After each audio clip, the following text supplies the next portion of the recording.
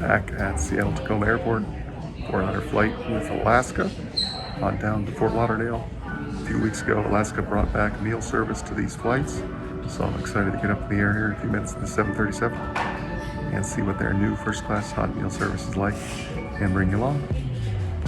We started out today in the Alaska Lounge as included with our first-class ticket. This is not the brand new fantastic lounge in the North Satellite Terminal I reviewed recently, but it's an older club outside of the B gates that left a little bit more to be desired.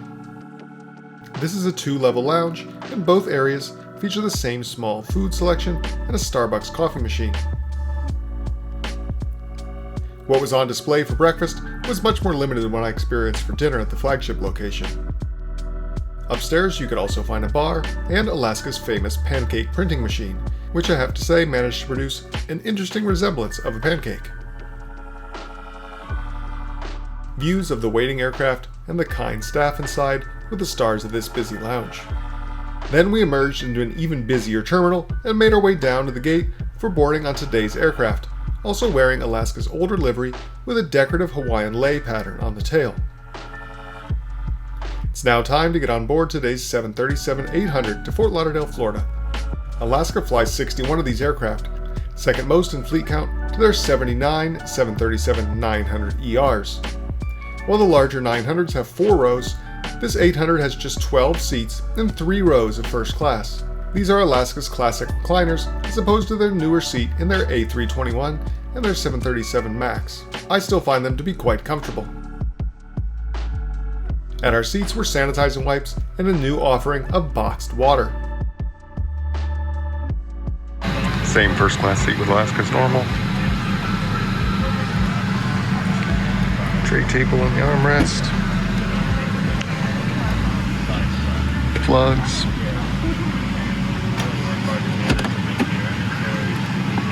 Drink table. Comfortable seat.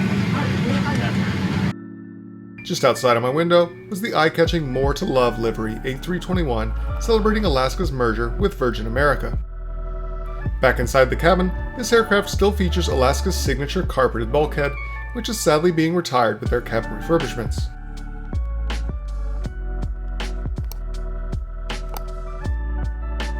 It was a little warm, so I decided to try out my boxed water welcome drink. And the verdict? These little boxes. Welcome to onboard Flight 122 with service to Fort Lauderdale. Thank you very much for being mindful of others while finding your seat. Although CDC guidelines have changed, the TSA still require all guests, including those who have been vaccinated, to wear a mask over their nose and mouth while on the aircraft and walking through the airport. Refusing to wear a mask is a violation of federal law and may result in removal from the aircraft and/or penalties under federal law. Your crew and everyone around you appreciates your cooperation throughout the flight today. Our aircraft today had a faulty auxiliary power unit, or APU, which is an onboard generator responsible for running systems including the air conditioning while the turbines are powered down, so this ground power unit was standing in as the pilots started up an engine at the gate prior to pushback. As we headed to the runway, I was again reminded that summer travel numbers in the US have exploded as the vaccine rollout has opened up and COVID restrictions are coming to an end. We did get a lovely look also at the Boeing More to Love sister ship, 737-900. This looks like a beautiful morning for flying, so let's get up in the air today before we discuss the service on board this flight.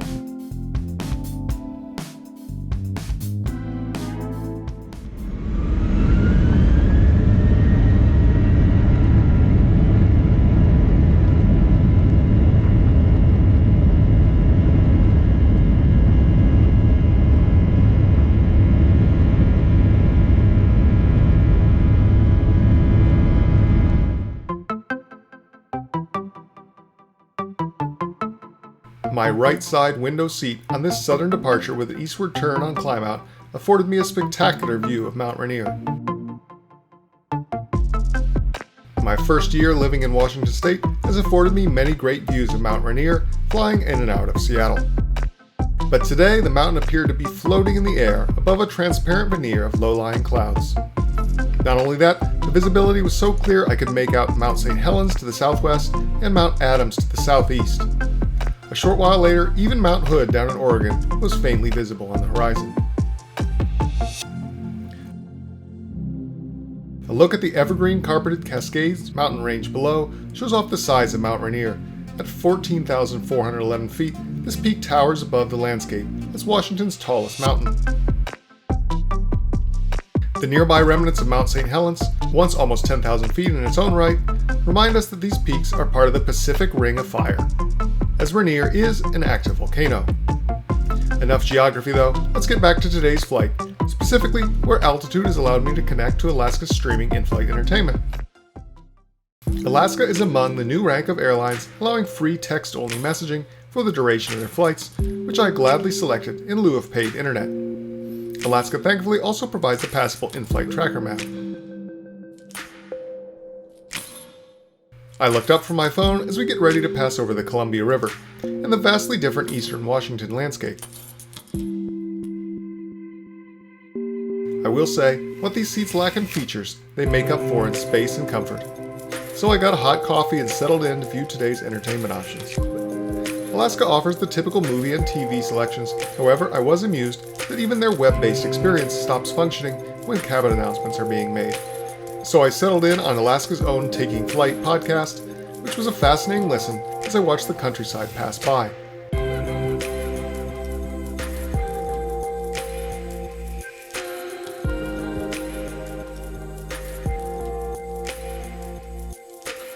Meal service started as we reached beautiful Grand Teton National Park, which just about a year ago I was visiting on the ground by car during our move out west. Alaska recently rolled out a revamped meal service, including hot meals for transcontinental routes like today's flight to Fort Lauderdale. Online pre-orders start 2 weeks before the flight, and not a minute sooner. So when my window opened up, I eagerly logged on to select my first pre-ordered hot meal service since 2019.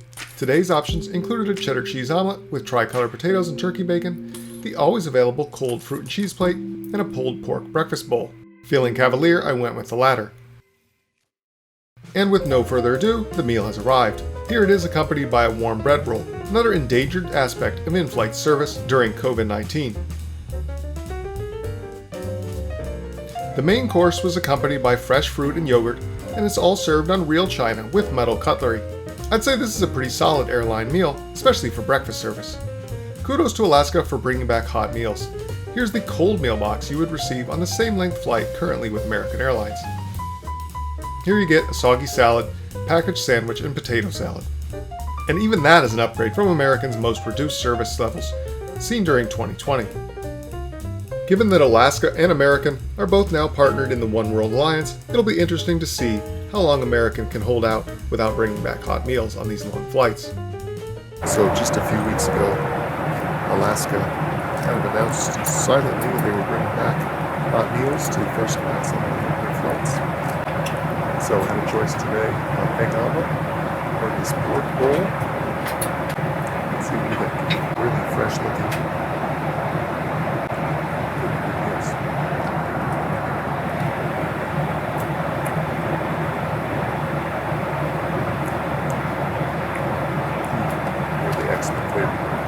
Spicy. It's nice.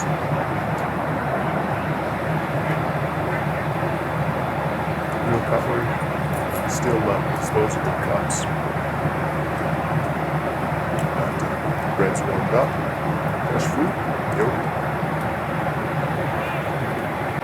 It's nice the flight attendant was concerned that the casserole dish would be too hot for my daughter who's traveling with us. A disposable dish to transfer her eggs into. So nice thoughtful service.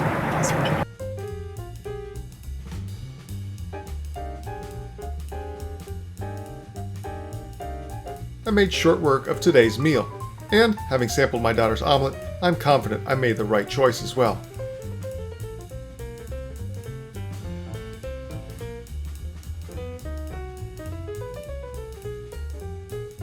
Soft and alcoholic drinks are available and complimentary in first class on Alaska, and we still had a bit over 3 hours left in flight, so I ordered a cocktail to nurse as we crossed this country.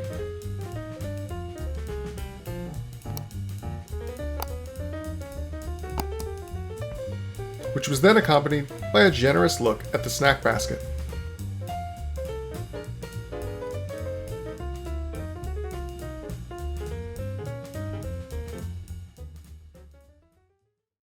We were blessed with beautiful weather for our entire flight across the USA today, and before long we were crossing the mighty Mississippi River, ready to cross into the Gulf of Mexico and on into Florida.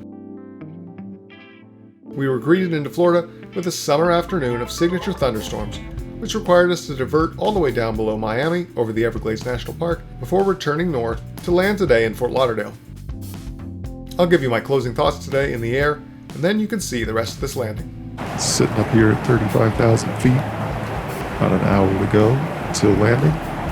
Giving my updated thoughts on Alaska here on this daytime full transcontinental service over to Fort Lauderdale from Seattle. Alaska really has had some great service on today's flight. The flight attendants have been very helpful, very prompt, come through the cabin many times for garbage runs and drink refills, things of that nature. So I've been very pleased with my ride today with Alaska. It's nice to see them bringing back hot meals after just serving cold sandwiches and fruit cheese plates for the best part of the last year. I think the quality of their food really has come back very well. So I was very glad to get up with them just a few weeks after they resumed meal service and show you what that's like. This old cabin is still very comfortable. I like these old recliners a lot. And it's good to get up in the air with Alaska today. Enjoy this evening's approach into Fort Lauderdale. Billy with Global Travels here. And I'll see you on the next flight.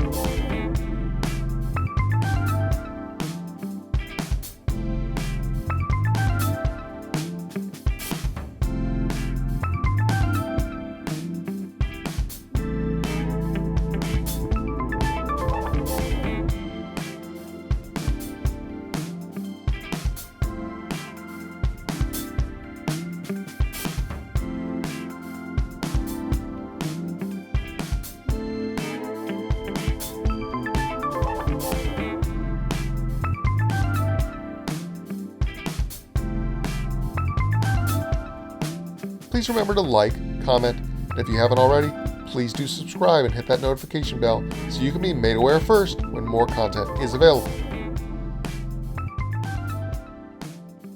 As always, thanks for watching.